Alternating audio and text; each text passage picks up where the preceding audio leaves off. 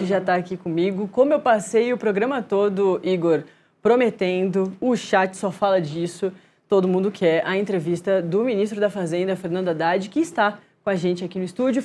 Entrevista conseguida pelo Igor Gadelha, então muito obrigada, Igor, bom dia. Bom dia, Natália. Bom dia a E, todos. ministro, muito bom dia também, é um prazer te ter aqui no Acorda Metrópolis. Bom dia, Natália, bom dia, Igor.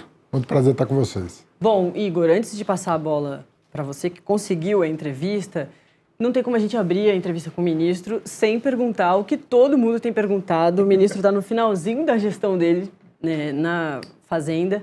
Ministro, data de saída, tem a data de saída. Dario Durigan, seu executivo, é a confirmação aí, já tem uma confirmação do presidente Lula, que é ele que fica à frente da pasta. E claro, a gente também já te deixa um espaço aí, uma reflexão, um balanço da sua passagem pelo Ministério da Fazenda. Olha, eu tenho repetido alguns mantras aí para deixar claro o que nós pretendíamos fazer e o que foi entregue, que, na minha opinião, é absolutamente compatível com aquilo que foi anunciado ainda antes da posse do presidente em 2023. O que nós víamos ali, né? Um orçamento herdado muito delicado. A peça orçamentária entregue pelo Bolsonaro para 2023 já previa um déficit de 63 bilhões aproximadamente e com dois problemas muito graves. O reajuste do Bolsa Família não estava previsto, ele passou a pagar o Bolsa Família R$600 dia 1º de agosto para ver se revertia o quadro eleitoral, não reverteu e não colocou na peça orçamentária a diferença de 52 bilhões. E também, por conta da PEC do calote de precatórios, ele também não colocou na peça orçamentária os 44 bilhões necessários para pagar os precatórios de 2023. Tudo somado, o déficit contratado pelo governo Bolsonaro para 2023 era de mais ou menos 1,6% do PIB. Essa é uma... você não precisa saber muita matemática para somar três parcelas, né? E o pessoal da direita tem muita relutância em admitir o calote, a PEC kamikaze, a PEC do calote, o déficit que ele próprio explicitou. Mas o fato é que nós herdamos uma situação fiscal muito difícil. O ano passado, nós devemos ter fechado o ano com um déficit 70% menor do que o que foi herdado do ano anterior. E como é que nós fizemos isso?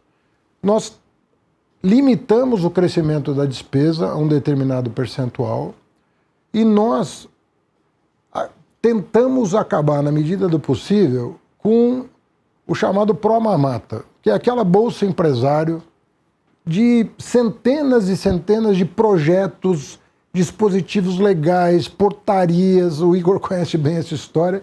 E nós fomos, mês a mês, identificando os abusos e levando ao Congresso Nacional a proposta de, olha, colocamos na internet todos os benefícios fiscais para os empresários, somava ali 600, 700, 800 bilhões, dependendo de como você faz a conta, e falava, olha, isso aqui não faz mais sentido, isso aqui não faz mais sentido, isso aqui não faz mais sentido.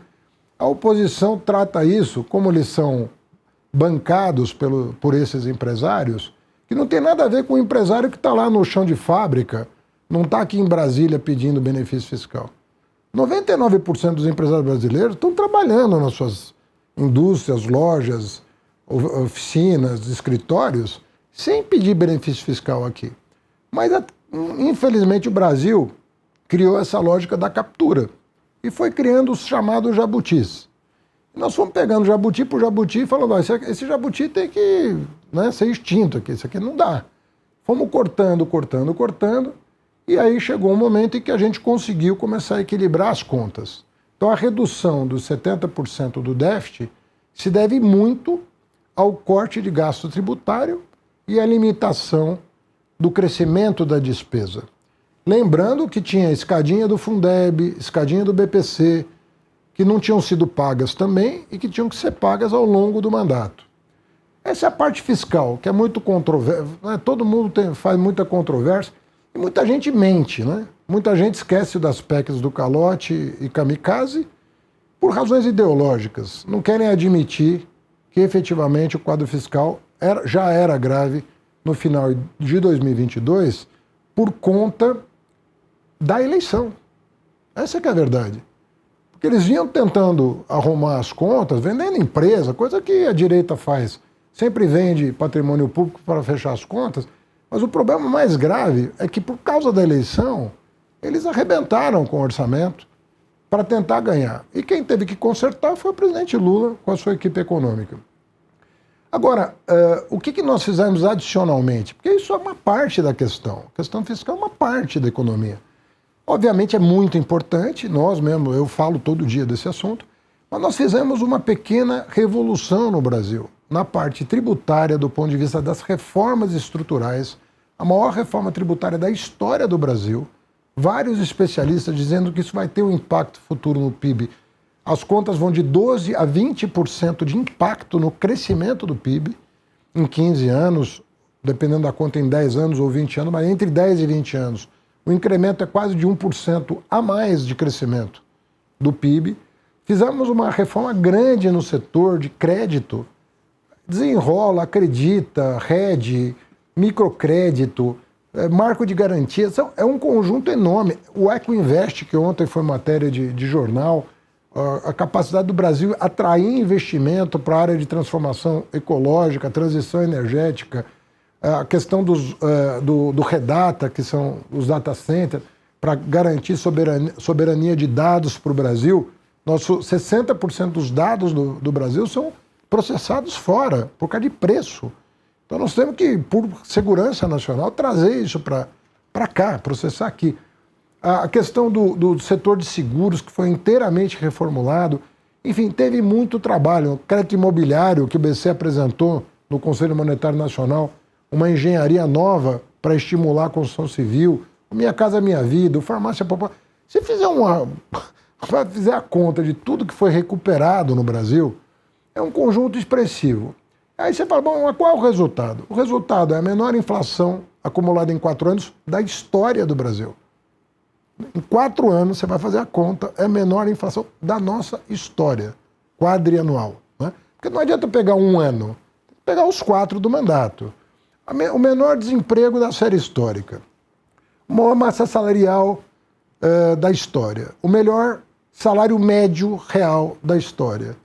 Então você vai por aí, você vai vendo que a menor desigualdade medida pelo índice de Gini, que é consagrado no mundo inteiro como um indicador a ser observado por quem tem apreço por uma sociedade mais igualitária. Nós estamos falando da nossa sociedade, que está entre as 10 mais desiguais do mundo. Então você vai vendo um conjunto de indicadores. Quem diria que a Bolsa ia estar acima de 180 mil pontos, o dólar ia estar a 5,20? Pega as projeções do ano passado. Então, na verdade, eu acho que o pessoal assim, mais pessimista com o Brasil começa a dar o braço a torcer de que, mais uma vez, o presidente Lula entrega resultados surpreendentes para eles. Não para mim, que aceitei o cargo. E o senhor sai quando? Tá bom que não respondeu a pergunta, nem sai se o Dário... Eu não posso dar uma data sem combinar com o presidente, né? A sua ainda não combinou? A data não, mas ele está informado. Falou, presidente, eu devo sair aí... Um mês, mais ou menos, ou não? Não, mês de fevereiro, com certeza. Né? Devo deixar o governo em fevereiro. Agora, a mesma coisa vale para quem vai ficar no meu lugar. Isso é o papel do presidente anunciar, não eu antecipar uma decisão que ele tomou. A gente conversou já sobre o assunto. Ele não deu nenhuma sinalização, se é o Dario mesmo, como é a grande aposta. Mas se eu falar que ele deu a sinalização, eu vou estar respondendo a tua pergunta. Isso é uma... Agora, o que eu posso te assegurar é que tem muito apreço pela equipe do Ministério da Fazenda. Conhece todos, sabe que cada secretário ali entregou uma agenda importante para o Brasil. Eu estou falando de todos. O salto de qualidade da PGFN, da Secretaria da Receita, Secretaria Especial que o API deixou depois de concluir a reforma tributária, a do Marcos Pinto com as reformas econômicas, Guilherme Mello. O Guilherme Mello foi o economista que mais acertou as projeções do Brasil. Você pega lá na Foco, ninguém acertou mais do que o secretário de Política Econômica do Ministério da Fazenda, as projeções sobre os indicadores econômicos, macroeconômicos. Então, o presidente conhece todo mundo, até porque eu despacho sempre com os meus secretários. eu não sou um ministro que vai no Palácio do Planalto sozinho. Eu gosto que o presidente conheça a minha equipe. Mas aí eu perguntei porque há uma resistência até de setores do PT ao Dario por acharem ele muito ligado ao mercado pela trajetória dele, ou por acharem que ele não é tão ligado aos ideais do PT, né? Assim, por isso que eu perguntei se o Dario fica, né? Aí é um desconhecimento do quem é o Dario, né? O Dario é uma pessoa que trabalhou na Casa Civil, nos primeiros governos do PT. O Dario é uma pessoa que trabalhou na Prefeitura de São Paulo, na minha gestão. Sim, eu lembro. E no Ministério da Fazenda. O Dario sempre serviu a governos progressistas. O fato dele ter passado pelo mercado é ponto para o Dario. Significa que ele traz para o setor público um conhecimento também de como funciona setores relevantes da economia mundial, e ele tem um conhecimento realmente abrangente. É uma pessoa de formação muito sólida. Agora, prerrogativa é óbvio, é do presidente. E é natural que outras pessoas se coloquem também. Dentro do PT tem muita gente que pode se colocar, mas não com esse argumento, porque esse argumento não corresponde à realidade. Ministro, o senhor citou alguns indicadores positivos, mas teve um indicador em especial que eu acho que tem gerado bastante preocupação dos economistas, que é o crescimento da dívida pública. Acho que ontem saiu o resultado, disse que cresceu 18% em 2025 a dívida pública, né? Foi a maior alta desde 2025, superou inclusive o endividamento de 2020, que foi o ano da pandemia. Muitos economistas dizem que foi motivado pelo aumento das despesas, aumento real do salário mínimo e outras coisas que o governo deu. Como é que o senhor avalia essa situação da dívida? O governo realmente gastou demais nesse terceiro mandato do presidente? Em juro gastamos, né? Mas se você pegar assim, você pegou lá do 2020, o ano da pandemia. O que aconteceu em 2020? O governo Bolsonaro gastou alguma coisa em torno de 6, 7% do PIB a mais e fez um péssimo trabalho, porque morreu mais gente no Brasil do que na maioria dos países do mundo. Quer dizer, não foi uma gestão inteligente da pandemia. Nós gastamos 7% do PIB. Pra você ter uma ideia, a despesa pública gira em torno de 18%, 19% do PIB. Nós gastamos em 2020 25%. Só que onde estava o juro? Botaram o juro em 2%. Aí por isso que eu falo, o aumento da dívida, se tivesse a ver com o déficit primário, em 2020 ela teria explodido, porque nós gastamos 25% do PIB para combater a pandemia e morreram 700 mil pessoas porque não sabiam o que fazer com o dinheiro. Tem uma preocupação exagerada dos economistas com esse aumento da dívida pública? Não é. O que eu entendo é que o anúncio de ontem de que vai começar a cortar juro vai fazer essa trajetória se acomodar num patamar razoável. Porque, na verdade, pagando 10% de juro real, não tem superávit primário compatível com a estabilização da dívida. Não tem. A nossa dívida é selicada. Né? Você aumenta a Selic e você aumenta a dívida. Ela é totalmente selicada. Então, você acha que o Tesouro vai acho que metade... Porque o Tesouro, acho que na última projeção, a dívida bruta vai subir para 88% do PIB, então, né? Mas foi feito antes, obviamente. Eu acredito que se nós... Primeiro, o mundo está nessa turbulência, mas se nós trouxermos o juro para um patamar adequado, que seria e nós estamos, repito, com a menor inflação quadrianual da nossa história. Que seria o patamar adequado, desculpa, quando o senhor fala de Esse é o juro? papel do Banco Central, fazer conta e tudo mais. Mas assim, a taxa de juro que vai começar a cair está num patamar incompatível com a estabilidade da dívida. Mas aí o senhor estava falando... Se entrar num patamar compatível, né, com você reconstruir o superávit que foi, né, durante aí 2 mandatos, né, 2015 para cá, nós tivemos uma deterioração muito grande do superávit primário, tá certo? Se você vai recompondo, preservando os direitos, porque tem essa coisa de que corte é em cima do pobre. Não precisa ser. Eu dei um exemplo aqui de que a gente cortou uma série de gastos tributários absolutamente indecorosos ou injustificáveis, ou que passou o tempo, né, e ficaram ali no orçamento. Então, você fazendo uma gestão adequada de reconstrução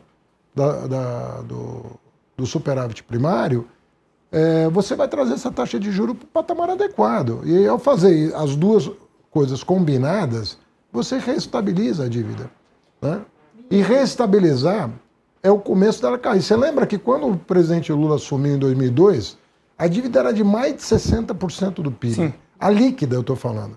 que a gente está trabalhando com a bruta. Sim. A líquida, porque a líquida você exclui as reservas cambiais, que o Brasil tem uma das maiores reservas cambiais do mundo, graças ao presidente Lula. Porque ninguém se importava com isso no passado. O presidente Lula é que falou, eu quero criar um colchão de segurança para a economia brasileira. Está todo mundo aí quebrado, o Brasil não está porque tem reserva cambial. E porque o presidente insistiu nisso. Quando ele deixou o governo em 2010, a dívida era menos de 40% do PIB. Então, de mais de 60% foi para menos de 40% em 8 anos. Então, quando você acerta a mão da conta pública, uma hora o crescimento e as expectativas começam a se retroalimentar favoravelmente, e essa dívida não só se estabiliza, como inclusive cai. Agora, de novo, nós herdamos aí 10 anos de déficit primário e a gente está mexendo aí com a chave de fenda nossa para ir consertando esses estragos para trazer isso para um patamar adequado. Ministro, o senhor acha que o arcabouço fiscal deu errado? A gente tem visto aí uma série de decisões judiciais abrindo exceções. Ontem mesmo o ministro Alexandre de Moraes mandou excluir as receitas próprias do Ministério Público da União do limite do arcabouço. A gente viu, ao longo dos últimos anos, uma série de exceções, até mesmo vindas do próprio judiciário. O senhor acha que esse tanto de furo no arcabouço significa que ele deu errado? Primeiro que as exceções que foram feitas pelo governo e apontadas pelo Tribunal de Contas, nós já corrigimos. Né? Falava-se muito do Vale Gás e falava-se muito do pé de meia. Estão totalmente orçados.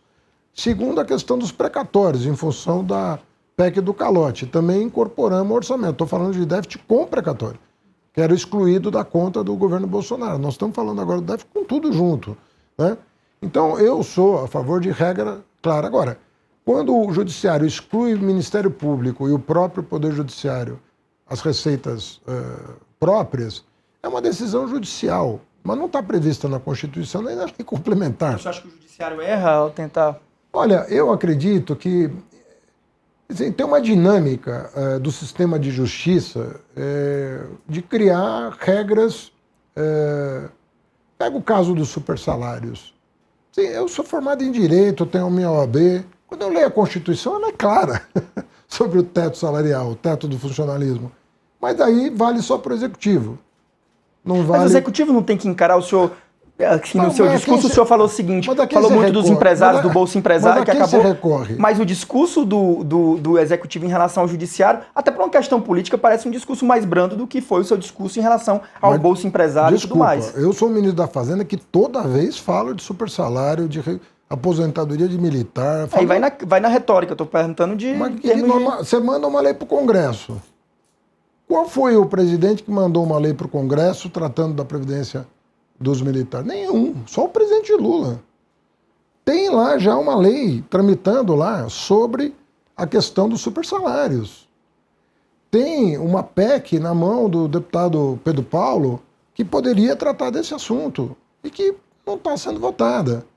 A reforma administrativa, o senhor diz. A reforma administrativa trata desse assunto, o texto trata dos supersalários. E essa questão não é endereçada.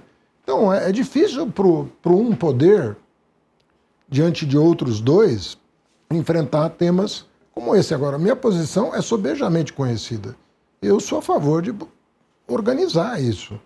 Até porque você ganha credibilidade, né, perante a opinião pública de estar fazendo... Essa coisa de combater privilégio, combater corrupção, isso é dever nosso. O tempo todo falar disso, porque você vai botando ordem. E assim, eu te digo, assim, modéstia à parte, o trabalho que o Ministério da Fazenda fez de apoio da Receita Federal ao combate à corrupção não tem precedente na história do Brasil. O que a Receita está fazendo para combater o crime organizado, eu não lembro de outro momento da história em que a Receita, dentro das suas competências, a Receita fiscaliza, ela não investiga. Ela não entra com ação judicial, que é o Ministério Público. Mas dentro das suas competências de fiscalização, nós temos hoje a Receita, que fez a maior reforma tributária da história do Brasil e que atuou tanto na aduana como no combate ao devedor contumaz de maneira exemplar. Pega os casos todos de 6 meses para cá, foi um trabalho árduo de 2 anos, mas olha os resultados. Você botou todos os esquemas de corrupção, crime organizado, lavagem de dinheiro, nos holofotes do país. E destemidamente, ninguém ali ficou com medo de nada. É fazer a coisa certa, paciência, quem errou, paga pelo seu erro, e inapelavelmente. Então, eu tenho muito orgulho de ter sido o ministro da Fazenda que assumiu a sua responsabilidade, porque a aduana é da Fazenda, a fiscalização de devedores contumazes é da Fazenda, e foi a nossa gestão que botou o dedo nessa ferida como nenhuma outra. Nenhuma outra. Ministro, o senhor levantou uma questão aí que é aqui a nossa audiência mais pergunta, as pessoas querem muito saber de Banco Master. Então, a partir de novembro do ano passado, as pessoas entendem que há essas diversas fraudes relacionadas ao Banco Master com a prisão do Daniel Varcaro lá em novembro do ano passado, com a primeira fase da Operação Compliance Zero, que tem a Receita Federal junto, tem Banco Central, tem Controladoria Geral da União. A população descobre em novembro, mas o senhor acompanha essa situação toda do Banco Master desde quando? Olha, o problema ganhou muita visibilidade nos setores dos órgãos de Estado em 2024, né? De maneira que quando o Gabriel Galípolo assume a presidência do Banco Central, ele já tem plena consciência do tamanho do abacaxi que ele herdou do seu antecessor. Ele tem total clareza de que ali é a maior fraude bancária, possivelmente, da história do Brasil. Então, instauraram-se os processos necessários para dar solidez para as decisões que o BC precisava tomar. Aí, angariando as provas, os depoimentos, abrindo os dados, abrindo a caixa preta de todas as operações, simultaneamente informando as autoridades competentes, Ministério Público, Polícia Federal, até concluir com robustez, porque não dá para fazer isso de maneira amadorística, com robustez o processo de liquidação do banco, com todas as evidências de que aquilo envolvia fraude, né, de carteiras de crédito, de operações obscuras, de compra de bancos de maneira suspeita e assim por diante. E o Ministério Público e a Polícia Federal estão informados desde sempre dessa história, desde do começo da gestão do Gabriel Galípolo.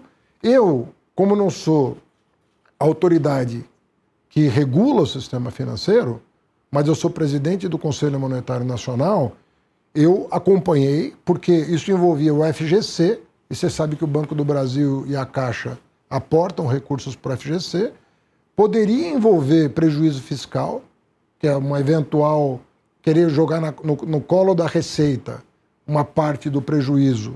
Então, aquilo me interessava como ministro da Fazenda. E depois, mais recentemente, no final do ano passado, envolveu a coisa da CVM, né? Com o pedido de demissão, assim, surpreendente, vamos dizer assim, pela forma, do presidente da CVM, que me esclareceu por que estava fazendo aquilo, e eu, ato contínuo, levei ao conhecimento do Procurador-Geral da República, Paulo Gonet, as informações. Então, do ponto de vista, lembrando que desde o começo todo mundo do governo dizia: nós temos que fazer a coisa mais técnica possível, porque se trata de uma coisa muito séria, e por orientação minha, do Galípolo e do próprio presidente da República, todos os procedimentos foram: vamos levar às últimas consequências o que aconteceu. Mas não demorou, que chegou a um caso muito... Assim, a liquidação já veio muito tarde. O senhor não acha que demorou o Banco Central? O senhor falou que já vinha acompanhando há muito tempo. Duas perguntas eu faço. O Banco Central não demorou? E quando o senhor fez um alerta no CMN sobre isso? No CMN? O senhor falou que o senhor é chefe do Conselho Monetário Nacional. O senhor fez algum alerta lá aos integrantes sobre isso? Bom, veja bem. Quem é o órgão que tem que tomar providência? O Banco Central. Sim. Quer dizer, eu não posso falar pela gestão do Roberto Campos, né? Aí tem... Outro dia eu li uma entrevista de um ex-presidente do Banco Central dizendo que o Banco Central, na gestão anterior, não fez grande coisa. Tem uma reportagem, inclusive, do Jornal do Estado de São Paulo que fala isso, que tinha conhecimento, mas não teve qualquer intervenção. Tem várias matérias já dizendo o seguinte: olha, o que fez a turma lá, enquanto eles compravam um banco, compravam outro, fazia isso, fazia aquilo? Quem é que estava cuidando disso, né? Então, acredito que as investigações vão levar a eventuais responsabilizações. E de quem quer que seja, entendeu? Pode ser funcionário público, político, empresário, não importa. Se a pessoa se envolveu. Agora, tem muita gente que foi envolvida de boa fé. Imaginava que ali tratava-se de um grande empresário, um banqueiro emergente. O cara levou muita gente no bico também, né? Mas o fato é que, independentemente disso, quem agiu de má fé, né, tem que responder. Se a pessoa não cumpriu diligentemente as suas obrigações, tem que responder. Mas o que é que o senhor acha dessa crítica de que o BC demorou a atuar? A gestão Gabriel Galípolo não demorou a atuar. Eu sei porque eu acompanhei de perto, né? Quando ele herdou o problema, eu tomei conhecimento nas primeiras semanas da gestão do Gabriel da gravidade da situação e o Gabriel tomou todas as providências necessárias com o envolvimento, inclusive do Ministério Público e da Polícia, quando a questão transcendia, né, uma operação bancária legítima. Porque uma coisa é um banqueiro fazer mau negócio e quebrar. A outra coisa é quando envolve fraude, a outra coisa é quando envolve uma questão obscura, entendeu? São departamentos diferentes. O BC não apura crime, ele faz supervisão da instituição. Agora, quando tem indício de crime, isso muda de patamar. E eu sou testemunha da maneira como isso foi tratado do começo do ano passado para cá. Com muita diligência e com muito cuidado.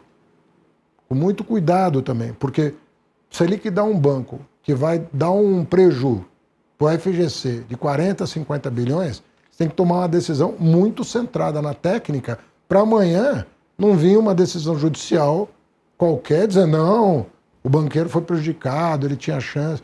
Não dá para fazer assim. Tem que fazer com muita seriedade, sem pirotecnia. E isso foi feito. Daniel Varcaro circulou entre diversos políticos, além do mundo empresarial. Essa situação com o Banco Master fica dentro da crise econômica apenas ou já atinge, já tem aí, né, uma crise política e alcança também as eleições de 2026? Eu não sei até onde isso vai chegar. O que eu sei hoje são as coisas que estão sendo noticiadas, aliás, reportagens, inclusive, muito competentes, mostrando, né, o tipo de operação que o banco fazia. Né? Então, nós estamos hoje no âmbito do que foi feito ali pelos dirigentes do banco. Como é que trataram o dinheiro dos CDBs que foram vendidos a preço, né, exorbitantes, aí, as taxas que pagavam para angariar esses recursos, tendo o FGC como garantidor. Né? Então, essa operação está sendo devidamente investigada. Agora, o que transcende o banco, né, isso aí tem que ser uma atividade de investigação da Polícia Federal, que tem toda a autonomia, inclusive pediu a prisão do Daniel Varcaro. Então você tem aí a Polícia Federal com a orientação sempre dos nossos governos de ir até as últimas consequências. Agora, são órgãos diferentes que têm que se combinar para atingir o mesmo objetivo. O Banco Central sanear a questão do ponto de vista das finanças, do sistema bancário. A Polícia Federal vai investigar o que extrapola, né?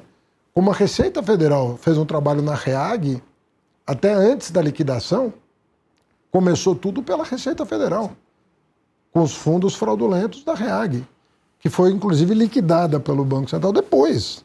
Então, eu tenho dito o seguinte, o crime se organiza, tá certo? Se o Estado se organiza, ele ganha.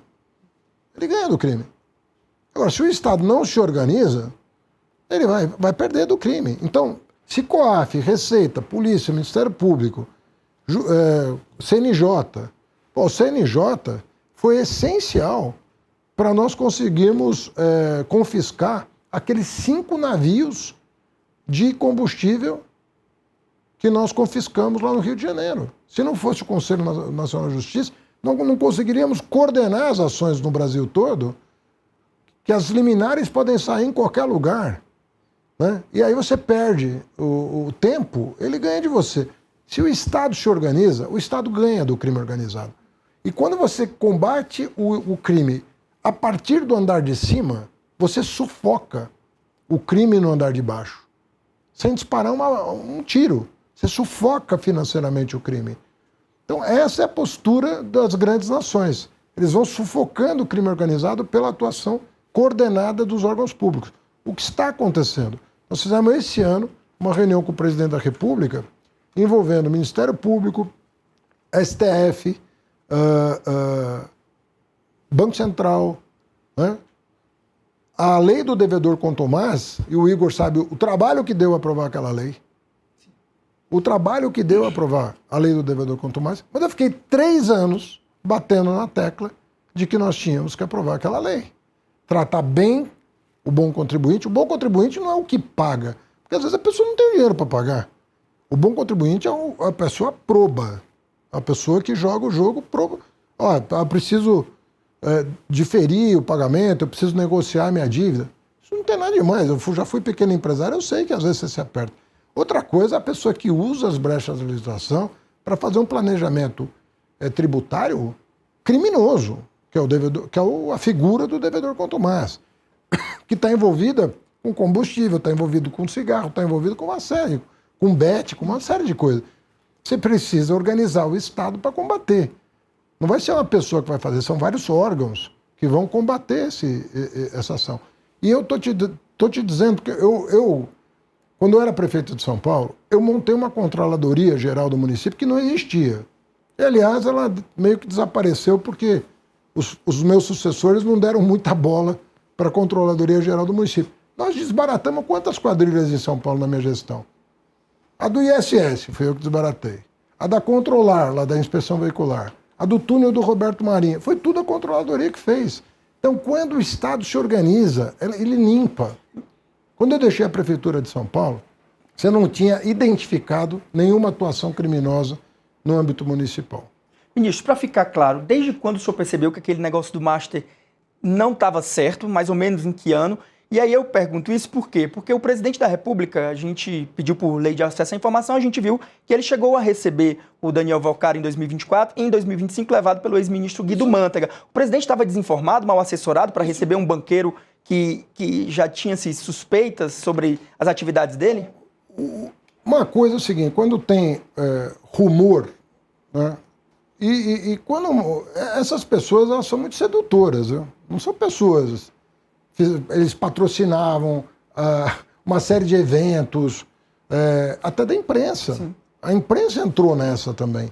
Tem vários órgãos de imprensa que tiveram eventos patrocinados pelo Banco Master. Mas quando o senhor percebeu que aquilo estava errado? Será que o dono da organização de comunicação sabia que estava recebendo dinheiro? Então não é assim que funciona. Mas nós não somos autoridade também, né? Assim, a gente talvez, a imprensa... Então, mas tinha muito rumor de que as coisas não estavam andando bem. Né? Mas desde quando o senhor percebeu? Em 2024, 2025? Mas era um disque-me-disque. Eu tomei conhecimento assim, o rumor existia desde 2024. Olha, tem problema. Mas você não tinha indício de crime, você não tinha indício de fraude. Parecia um negócio mal feito. Entendi. Um negócio insustentável, um negócio que não ia dar certo. Isso... E aí o cara falava, não, estão com ciúme de mim, porque eu estou crescendo, eu vou desafiar o sistema bancário, o Itaú que se cuide, o Nubank que se cuide. Era isso que você ouvia. E tinha gente que falava, isso aí não é sustentável. E aí, quando é que o senhor percebeu que o negócio estava de fato Agora, completo? quando começa, no começo de 2025, aí eu já mais apropriado de elementos concretos, né? O Galípolo muito preocupado, abrindo os procedimentos internos para mergulhar na fiscalização, aí as coisas começaram. Aí teve um envolvimento quase que ato contínuo do Ministério Público. Aí o senhor não alertou o presidente naquela época para evitar que ele recebesse aí o Vocário? Eu nem sabia que ele ia receber. Eu não conheço essa pessoa. O senhor nunca teve com ele, né? Isso é verdade. Até outro dia eu não saberia se ele estava no ambiente ou não, porque eu não tinha visto sequer foto dele, entendeu? Eu não conheço essa pessoa. Nem ele, nem ninguém da família dele, nem... primo, nem nada, não conheço A ninguém. família é um ponto importante também, porque quando eu estava perguntando se extrapola e pode chegar às eleições de 2026, em 2022 o maior patrocinador de Jair Bolsonaro e Tarcísio de Freitas foi Fabiano Zettel, cunhado do Daniel Vorcaro. Então é sim uma questão importante de se pensar nas eleições. O maior financiador do Bolsonaro e do Tarcísio foi essa turma, essa família, vamos dizer assim. Porque é uma família, né? O pai está envolvido com uma coisa, o cunhado com outra, né? É um esquema ali que está sendo desvendado, né? Pela investigação. De novo, o papel do Banco Central é fiscalizar a instituição financeira. Tá certo? Esses braços do sistema para fora da instituição financeira, vai ser a Polícia Federal que vai ver. Está investigando. Toda hora tem notícia sobre crédito de carbono, né? Mercado voluntário de carbono, uma fraude lá com uma área da Amazônia pública. Aí vai aparecendo, porque a investigação está em curso. Então eu não sei onde vai chegar, em quem vai chegar. O importante é chegar. O importante é que a polícia não tenha trava para fazer o trabalho dela, sem politização, sem caça às bruxas, sem querer carimbar agremiações partidárias de que jeito foi. Tem gente no PL que é decente, tem gente que pode não ser, e assim vale para todos os... Né? Você vai falar, recebeu dinheiro de campanha, carimba o cara, é indecente, é vagabundo. Não é assim. De novo, se o Estado se organiza para fazer uma política pública de segurança e de combate à corrupção, ele vai fazer bem feito. Se as pessoas quiserem, faz bem feito. Elas fazem bem feito. Se você começar a querer usar órgãos de Estado, instrumentalizar os órgãos para atacar seus adversários políticos, seus inimigos políticos, vai desandar de novo, como já desandou. Então, todo o medo que as pessoas têm é o seguinte: será que vai desandar de novo ou vão fazer um trabalho bem feito? Está aqui, responde pelo que você fez. Se for assim, responde pelo que você fez, o indivíduo, o CPF, errou, ele paga na medida do erro dele. Se é grave, paga com uma pena grave, se é leve, paga com uma pena leve, está tudo bem. Agora, se começar a instrumentalizar, nós vamos viver de novo o terror de perseguição política, de guerra partidária. O que não interessa a ninguém, sabe por quê? Quem ganha quando você politiza uma operação, no mau sentido, né? Politizar no sentido de usar a operação para ter ganhos eleitorais, para ter... Se você fizer isso, quem ganha é o corrupto. Por que quem ganha é o corrupto? Porque a população não vai ter a informação para discernir quem é correto de quem não é correto. Sabe? Independente de ideologia. A pessoa pode... Tem socialista honesto, socialista desonesto, tem liberal honesto, tem liberal desonesto, tem cristão honesto, tem cristão desonesto. Infelizmente é assim. Então, nós não podemos querer carimbar uma ideia, uma agremiação, uma igreja, o que quer que seja, por conta de um indivíduo. O indivíduo pagando, está todo mundo confortável. Ele errou, ele paga. Seja quem for.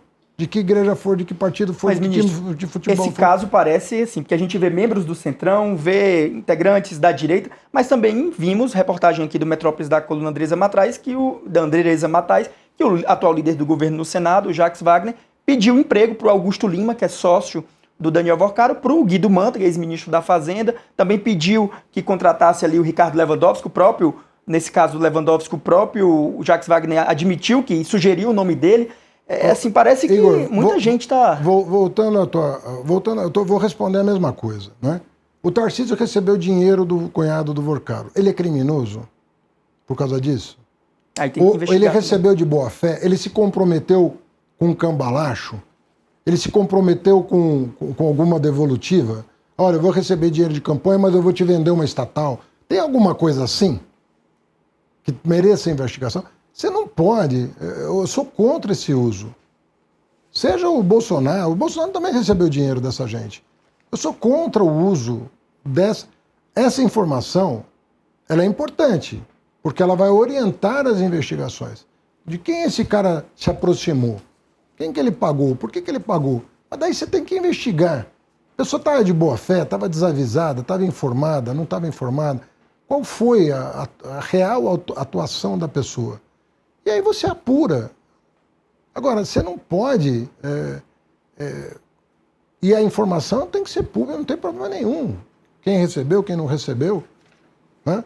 Porque, de repente você fala, vamos supor que eu tivesse recebido o Daniel Verruca, eu podia ter recebido, cara. Eu não recebi, mas eu podia ter recebido a pessoa. Isso me transformaria num suspeito? Entendi. Bom, eu não recebi porque eu falei, olha, tá estranha essa história.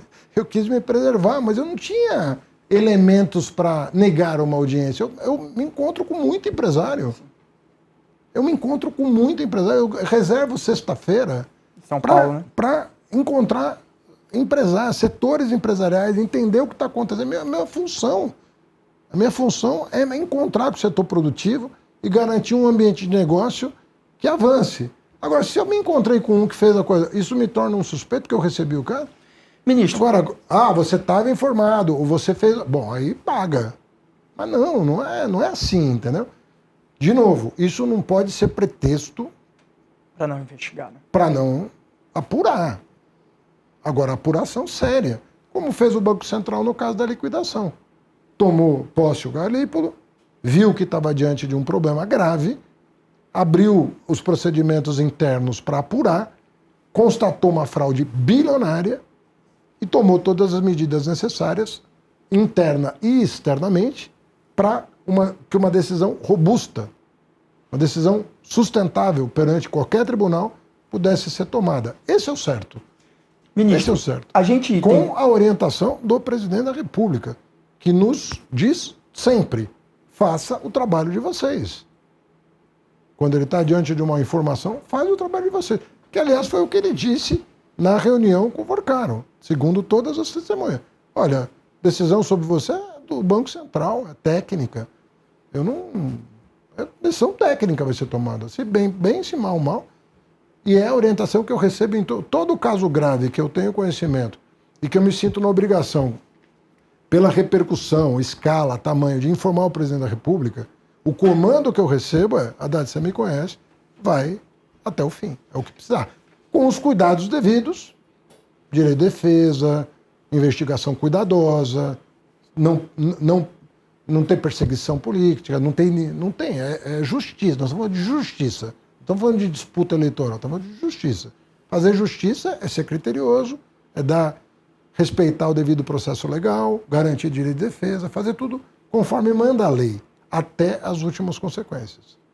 Ministro, um ponto que também desse caso Master que vem causando polêmica é as revelações, reportagens que mostram relações não muito ortodoxas de ministros do Supremo, e aí eu falo do ministro Dias Toffoli e do ministro Alexandre de Moraes, com alguns atores envolvidos nesse caso Master. O senhor acha que essas revelações, no caso, por exemplo, do resort lá do Toffoli, que foi adquirido, né, por uma pessoa relacionada ao cunhado do Vorcaro, o contrato da esposa do ministro Alexandre de Moraes com, né, o Banco Master, o senhor acha que isso compromete a credibilidade do Supremo para julgar esse caso? Quando isso acontece numa instituição, qualquer que seja, né, eu vou fazer referência ao exemplo que está sendo dado agora pelo próprio Banco Central. O Banco Central hoje anuncia uma abertura de procedimento interno, para verificar se houve alguma falha de procedimento em relação ao seu próprio corpo de servidores. É assim que uma instituição, na minha opinião, deve agir. O senhor acha então que o Supremo deveria ter... Não, mas veja, eu estou trabalhando, porque senão você vai colocar o Haddad, vai manchetar. Mas esse é um ponto que está em discussão na sociedade e na política. Eu estou dizendo o seguinte, eu estou perguntando também. Eu não quero aqui te dar uma manchete contra o Supremo. Eu digo, como é que uma instituição... Vamos supor que na Receita eu descubro um servidor, quem quer que seja, que, na minha opinião, pode ter agido de forma equivocada, com boa fé ou má fé. Eu vou mandar abrir procedimento interno para apurar. Aquele rapaz lá das joias, que era o secretário da Receita Federal do Bolsonaro, que fez aquele cambalacho no roubo das joias. Agora as joias já foi dado perdimento, tem que ter uma destinação.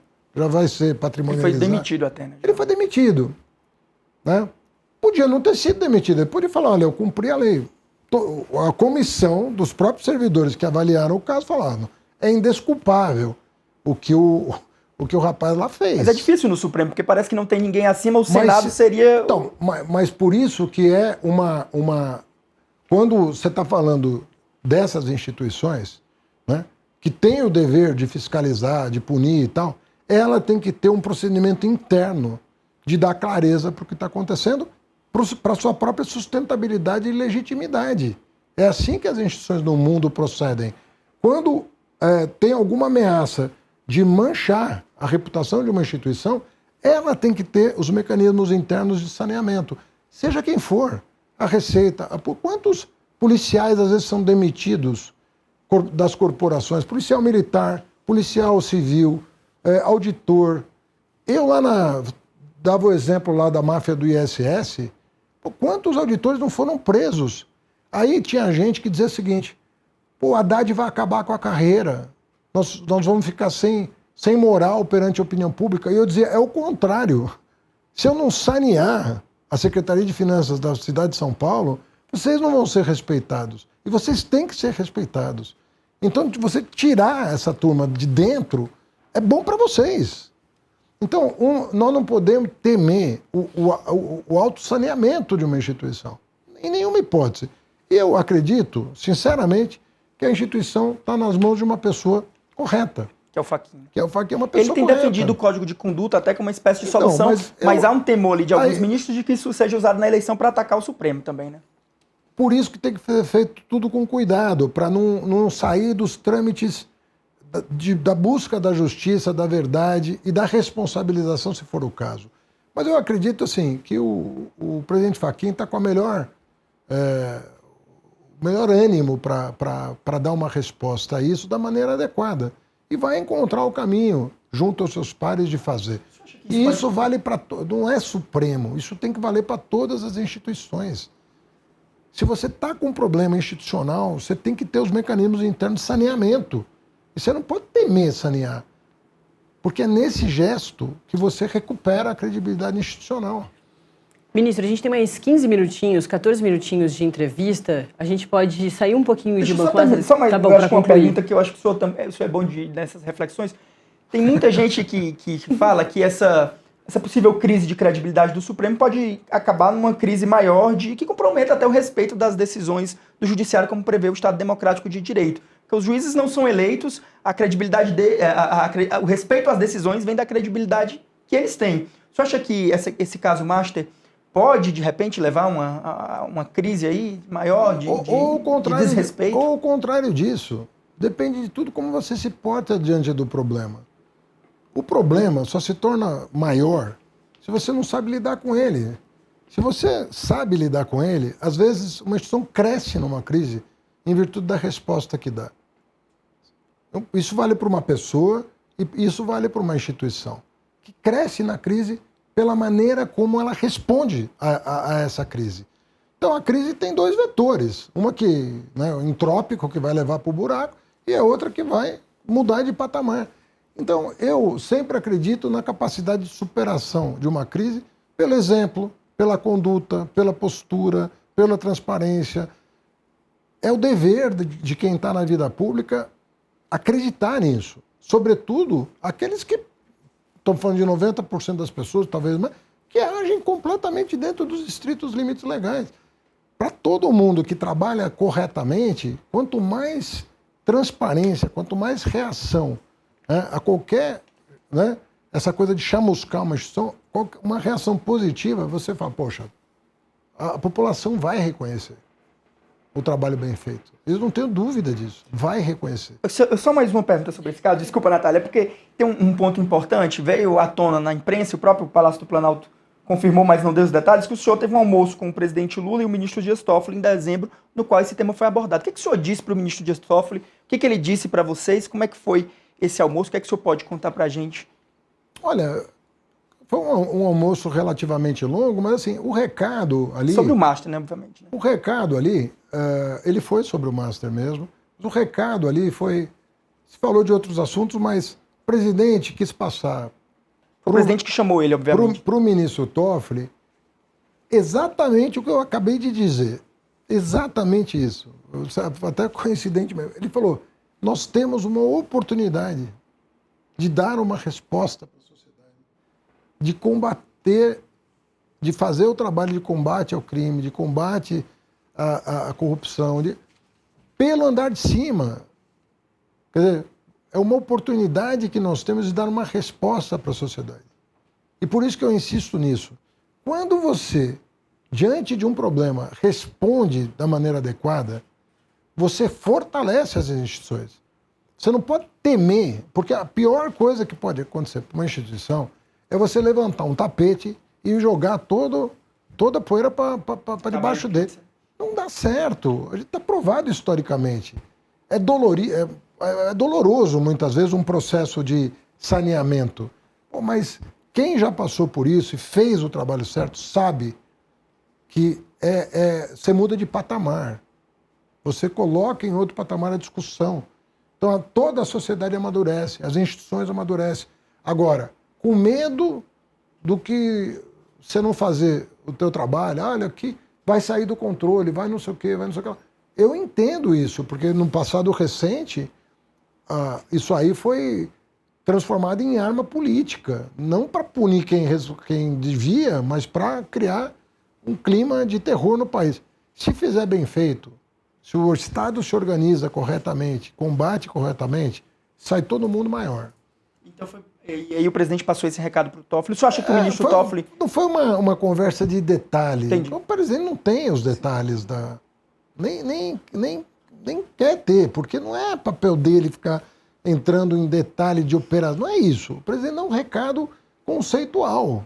Falou, nós temos uma oportunidade de fazer um trabalho bem feito, de entregar para o país um país melhor. E não falou só, deu vários exemplos desse trabalho que Receita, Polícia, COAF, Ministério Público estão fazendo conjuntamente. Falou, olha, nós estamos nos organizando para fazer o que tem que ser feito. Não vamos perder essa oportunidade. Foi nesse sentido, de não perder a oportunidade de fazer o certo. O senhor acha que depois, diante dessas revelações, o ministro Toffoli tem sido aconselhado a deixar o caso, ou transferir para a primeira instância, para evitar esses questionamentos? O senhor acha que ele tem condições de continuar? Mas, de novo, é uma questão interna do STF, né? Que, conforme eu disse, pode sair grande desse episódio todo se agir com a altivez que o caso merece, porque é um caso grave. É um caso que não é um caso... nós estamos falando, talvez, da maior fraude bancária da história. Não é uma coisa qualquer. O FGC já gastou aí, em uma semana, quantos bilhões? Mais de 40 bilhões de reais. Então, isso tudo precisa ser levado muito a sério. Muito a sério. Nós temos que seguir... Depois de punir os responsáveis... Depois não, enquanto punir os responsáveis, tem que seguir o dinheiro para saber onde esse dinheiro foi. Sabe? Onde é que está esse dinheiro? Ele está em patrimônio, ele está em cripto, ele está em dólar, ele está em ouro, está onde? Você pode recuperar esse dinheiro. É papel. De novo, eu volto para a Prefeitura de São Paulo, foi o caso contra a corrupção que eu mais atuei. Nós recuperamos bilhões da Prefeitura de São Paulo com base numa operação da controladoria que eu criei 3 meses depois de ter criado. Nós conseguimos recuperar bilhões de reais e punir os responsáveis, sem que ninguém que não tenha culpa fosse responsabilizado. Olha, não apontamos o dedo para ninguém. Apuramos, verificamos quem devia responder, responde. Teve cara que foi expulso do serviço público, teve cara que foi expulso e preso, porque tinha crime envolvido, teve de tudo. Teve empresário que teve que fazer acordo de centenas de milhões e devolver para os cofres municipais. Isso tudo pode ser feito de maneira muito transparente e correta. Nós não podemos temer fazer o certo. E foi esse o recado que o presidente Lula passou esse tempo todo. Vamos fazer o certo. É uma oportunidade de mostrar para a sociedade que nós podemos fazer as coisas certas, sem temer nada. O senhor pegou esse caso todo e tem defendido um aumento do poder de fiscalização do Banco Central no mercado de capitais, aproveitando esse caso do Banco Master. O senhor acha que... Por que tirar da CVM? O senhor acha que a CVM foi ineficaz nesse caso? Ou a pressão política lá é maior do que seria no BC? Por que a tua pergunta é ótima, porque eu não estou propondo esvaziar um órgão para fortalecer outro.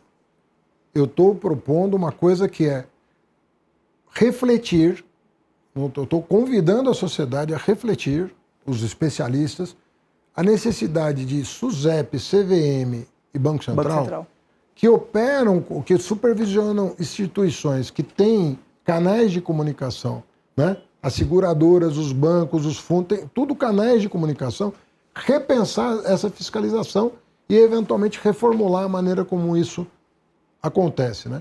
Alguns chamam de Twin Peaks, você coloca toda a supervisão de um lado e a relação com o consumidor de serviços financeiros de outro.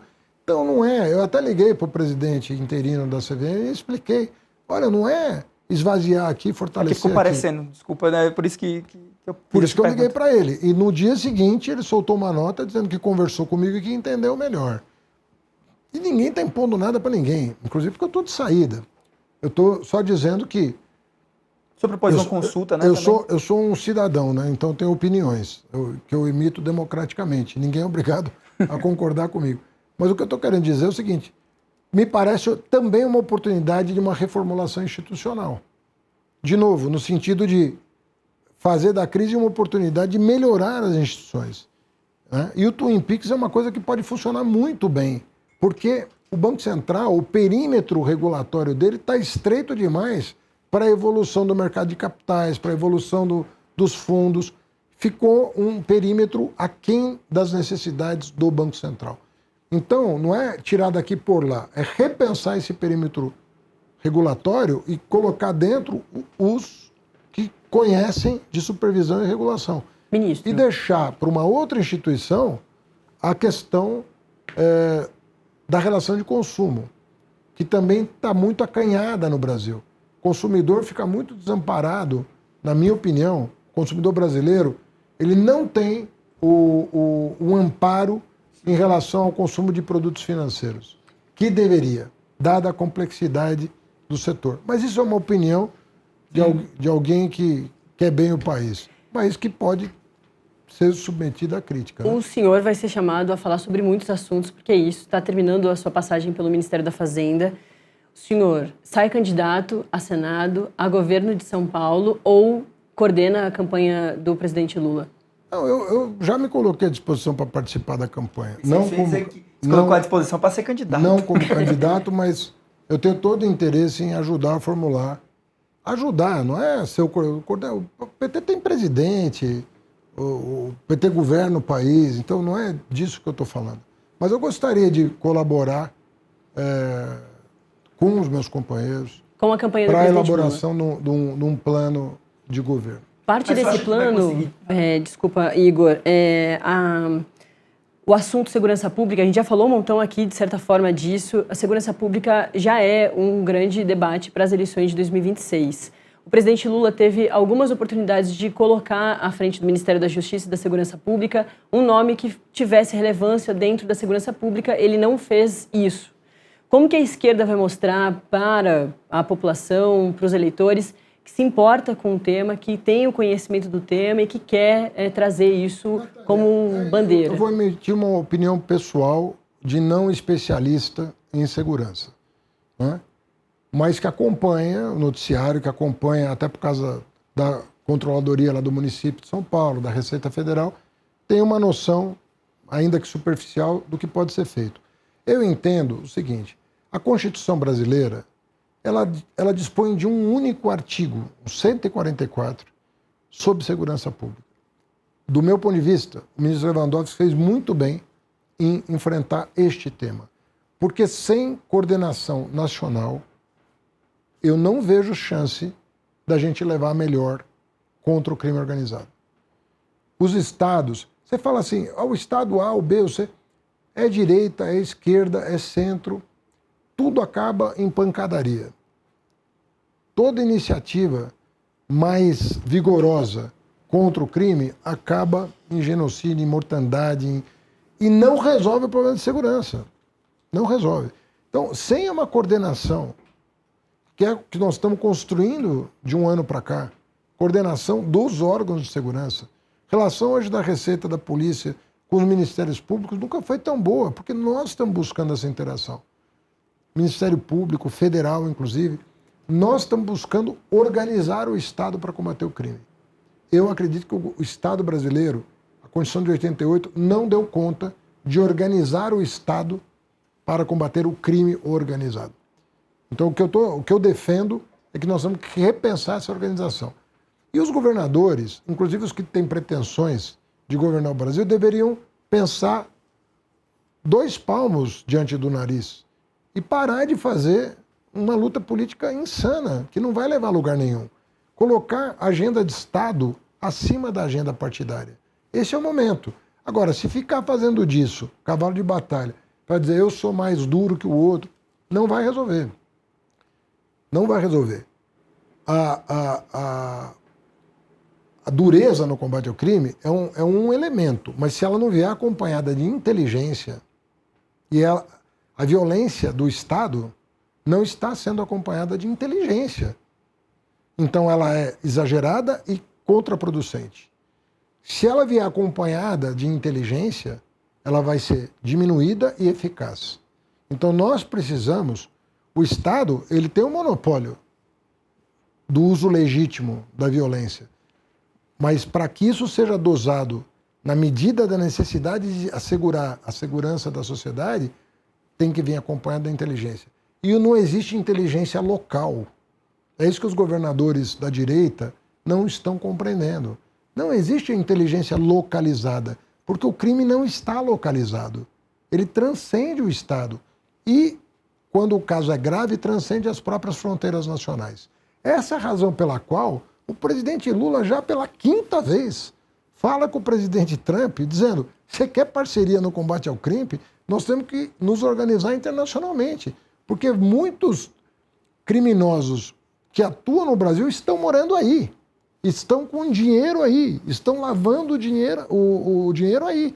Se você não nos ajudar aí, não adianta você reclamar que a droga sai da América do Sul, passa pelo Brasil e chega aí, se as armas contrabandeadas vêm daí para abastecer o crime organizado. Então, hoje a gente se entende, não vem arma daí, não vai droga para aí, e a gente não deixa lavar o dinheiro, prende os caras, ou vai ficar difícil. Nós vamos ficar numa troca de acusações e nós não vamos produzir os efeitos que a sociedade espera da gente.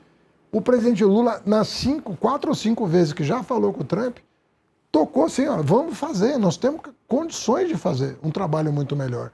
Nós traduzimos 300 páginas de uma representação esmiuçando, nome por nome, fundo por fundo, como é que brasileiros estão operando nos Estados Unidos para lavar dinheiro, para contrabandear arma. Então, se nós tivermos o apoio internacional, nós vamos melhorar a situação do continente muito.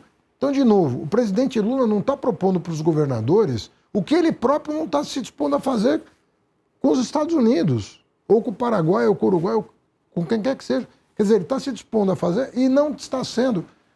Os governadores de extrema-direita, que têm a bandeira da violência, né, como antídoto contra o crime, deveriam pensar um pouquinho além e dizer: olha, o presidente Lula está fazendo isso, não é para colher frutos em 6 meses para a eleição de outubro, está pensando numa estrutura de Estado para dar conta do problema daqui para frente. Então, eu fico preocupado com as distorções da PEC da segurança, porque se ela for distorcida nos seus objetivos de coordenar as ações, de novo nós vamos perder uma grande oportunidade. Ministro, só uma coisa, complementando aquela primeira pergunta da Natália sobre política. O senhor acha, no PT todo mundo acha que o senhor não vai conseguir dizer não ao presidente, porque o presidente precisa de um palanque forte. Em São Paulo, que é o maior colégio... Mas nós em 2022... no maior colégio eleitoral do Brasil. O senhor acha que vai conseguir dizer não? E se o senhor não for o candidato, quem é que o senhor vê como um nome que poderia dar palanque para o presidente em São Paulo? Se tem uma coisa que 2022 mostrou, é que o campo progressista tem gente em cima. Bom, nós fizemos um palanque em 2022 que estava o Márcio França, que estava o Boulos, que estava o Alckmin, que estava a Simone, que estava eu, que estava a Marina. E por isso que nós fizemos 45% dos votos num Estado que nunca deu ao campo progressista essa votação. Mas é justamente essa a preocupação do Lula, né? Mas aí você está colocando na minha figura né, o êxito que nós tivemos em São Paulo. E eu fui parte desse enredo. Né? Isso está sendo mal lido. Mas o presidente já deixou muito claro, até naquele café da manhã com os jornalistas em dezembro, que o senhor quer que o senhor seja candidato. E é difícil dizer não para um presidente da República, não é? O ministro tem um peso dentro do partido de uma continuação do presidente Mas Lula olha, lá na frente. Enfim, é legítimo que vocês perguntem, é legítimo que eu responda, mas assim, nós vamos chover numa olhada aqui, porque eu entendo assim, que nós temos nomes muito importantes em São Paulo, né, que podem ser considerados, e eu penso que 2022, independentemente da minha figura, é o caminho que nós devemos seguir para ter um bom desempenho lá no Estado. Esse que eu acho. Só uma última, então, para fechar. Mujica, antes de morrer, né, ano passado, ele disse que se preocupava muito com a esquerda na América Latina de não ter ainda cenários de continuidade. Acho que é importante de aproveitar a oportunidade que a gente tem do senhor aqui, de se despedindo do Ministério da Fazenda e aí entrando com tudo aí nas campanhas do PT para 2026. A continuidade do presidente Lula está cedo, o presidente Lula sai para a reeleição em 2026, mas o senhor segue sendo esse nome importante para o presidente Lula, para o futuro da esquerda? Eu penso que estão surgindo muitos nomes. Tem muita gente boa acontecendo. Da esquerda? Da direita tem muitos. De qualidade... Sei. A gente está falando de nome em termos de popularidade e tudo mais, né? Mas mesmo assim... Qualidade é uma avaliação subjetiva também. Mas eu posso fazer, né? Sim, claro. Então, agora, eu penso que nós temos governadores muito bons. Eu gosto muito do Rafael Fonteles, que é um rapaz de quantos anos? Tem a vida pela frente. É um grande quadro. Estou citando ele porque ele não é colega meu. Mas poderia citar colegas meus também. Mas estou chamando a atenção para alguém que está lá num estado pobre da federação fazendo um trabalho extraordinário. Né? Então estão surgindo pessoas novas, inclusive fora do PT. Entendeu? O PT vai brigar pelo seu espaço. O PT parece muito hegemônico para aceitar, né? O PT é o maior partido já criado no Brasil. Então é natural que seja assim. É a mesma coisa que você falar pro Corinthians ou pro Palmeiras ou pro São Paulo, vocês já ganharam muito campeonato, deixa pros irmãos. Pô, é um time competitivo, ele entra para ganhar um campeonato. Cada campeonato é um campeonato. O teu time do coração entra para ganhar, o meu entra para ganhar. O meu não está ganhando muito, mas entra para ganhar. Né? Então, um time de futebol entra para ganhar. Um partido político entra para ganhar. É bom que seja assim, porque ninguém se acomoda. A concorrência entre os partidos é que faz com que surjam novas lideranças. Senão, todo mundo vai se acomodar. Esse não é o problema. Graças a Deus que tem competição. Você precisa preferir partido único. Tem competição. E tem 30. Tem partido demais no Brasil. Devia ter muito menos. Mas não vejo com preocupação isso. Eu penso que o campo progressista vai saber gerar os seus líderes e o país é muito desigual. Muito desigual. O país tem problemas graves. O capitalismo brasileiro, ele produz muita desigualdade. Sabe? Então, está surgindo, inclusive, gente de pensamento mais extremista, menos extremista, mais moderado. O espectro está muito amplo. E desse caldo, até porque as oportunidades educacionais se expandiram muito no Brasil. Né? Então, hoje você tem pessoas que estão recebendo o seu primeiro diploma da família. Pessoas que vêm da periferia. Isso é graças às políticas do presidente Lula e ao talento dessa meninada, que tinha talento e não tinha oportunidade. Agora o talento encontra oportunidade. Não todos, né? Mas muito mais do que no passado. Então, eu que dou aula em universidade, você vê que o Brasil está mais bem representado nas universidades hoje do que teve no meu tempo de estudante. Isso vai fazer surgir gente boa, nova, com garra, com vontade de fazer as coisas. Então, eu não... Personalismo, não vamos abrir, entendeu? Às vezes surge uma figura como Mujica, como Mandela, como Lula, mas depois deles vão acontecer coisas boas. Não vai na esteira deles, por inspiração deles, vão surgir novas lideranças. Não tenho medo disso, não.